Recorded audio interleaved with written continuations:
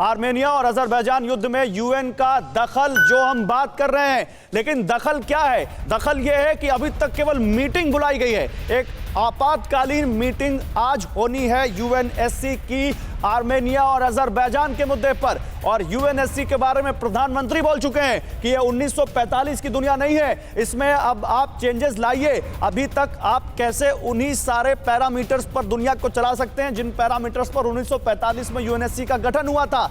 और अब यहां पर जो यूएनएससी की मीटिंग है उसमें सबका रुख देखना होगा। उसमें चाइना है, उसमें अमेरिका है, ब्रिटेन है, फ्रांस है, रशिया है, और इन सब का रुख अब देखना होगा कि यूएनएससी की इस मीटिंग में क्या होता है। लेकिन मनीष, आपसे एक सवाल और लेना चाहता हूं मैं, क्या इस चीज को और आगे बढ़ाएं? अगर यहां पर आर्मेनिया के खिलाफ अजरबैजान के साथ टर्की और पाकिस्तान मिल गए हैं, तो क्या इस फ्रंट का इस्तेमाल, अगर ये और ताकतवर होते हैं, तो भारत के खिलाफ भी हो सकता है? जम्मू कश्मीर के मुद्दे पर एर्दोगान का रुख तो दुनिया देख रही है।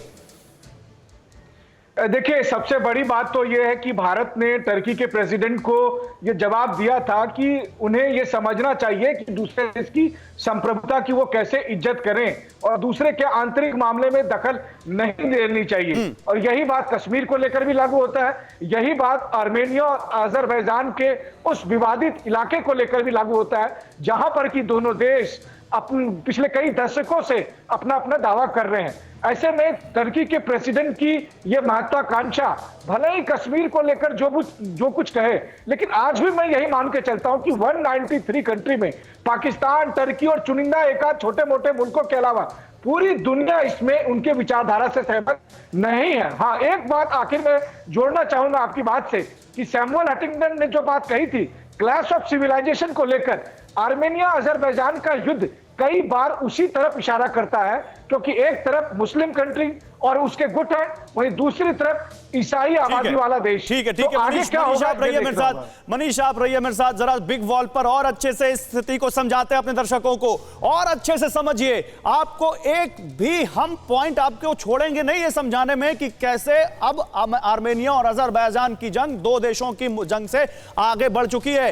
ये समझिए, सुलह की राह निकलेगी? सवाल, क्वेश्चन मार्क। क्यों? क्योंकि दोनों देशों पर शांति के लिए कई यूरोपीय देशों का दबाव है। फ्रांस वहां पर कर चुका है उनसे अपील, बेल्जियम, जर्मनी, ब्रिटेन, ये सभी यूरोपियन कंट्री चाहते हैं कि ये सुलह हो जाए। लेकिन सवाल अभी है, क्वेश्चन मार्क लगा हुआ है, क्योंकि कोई सुलह के हालात नहीं दिख रहे। यूरोपीय देशों के दबाव में ही यूएन सिक्योरिटी काउंसिल की बैठक हो रही है। आर्मेनिया अजरबैजान पर युद्ध रोकने के लिए दबाव बनाया जाएगा, ये तो तय है, लेकिन क्या ये दबाव काम आएगा? सवाल है। यूएन महासचिव ने दोनों देशों से तुरंत युद्ध विराम के लिए कहा है, लेकिन 3 दिन हो चुके हैं, जंग जारी है और इंटेंस हो रही है। देखिए, और यही सवाल है यहां पर कि क्या यह सुलह की राह निकलेगी इस युद्ध में? इस बीच एक बड़ी खबर आ रही है, और वो जानिए, आर्मेनियाई आर्टिलरी का अजरबैजान पर तगड़ा प्रहार। तो पलटवार कर दिया आर्मेनिया ने, अजरबैजान के टैंक को उड़ा दिया है आर्मेनिया ने, और अजरबैजान के साथ आर्मेनिया की जो जंग चल रही है, एक नया वीडियो, ये वीडियो आपकी टेलीविजन स्क्रीन पर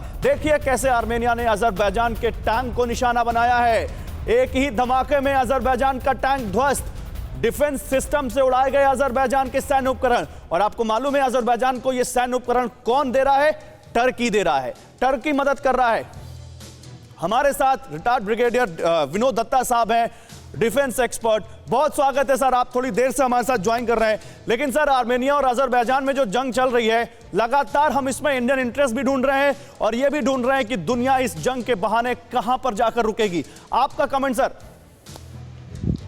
देखिए, ये काफ़ी पुरानी कॉन्फ्लिक्ट है दोनों देशों के, और सन 80 के बाद जब सोवियत कोलैप्स हुआ तो अजरबैजान जो ऑयल रिच एरिया है, वहाँ के जो लोग थे उन्होंने खासकर जो एनके रीजन है उसके जो लोग थे उन्होंने आर्मेनिया के साथ जाना पसंद किया, जो एक क्रिश्चियन बाहुल्य देश है।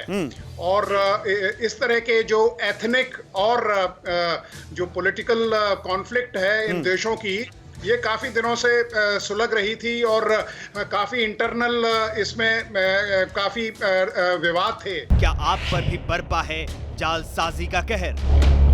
सपने टूटे आपके, न घर के न घाट के।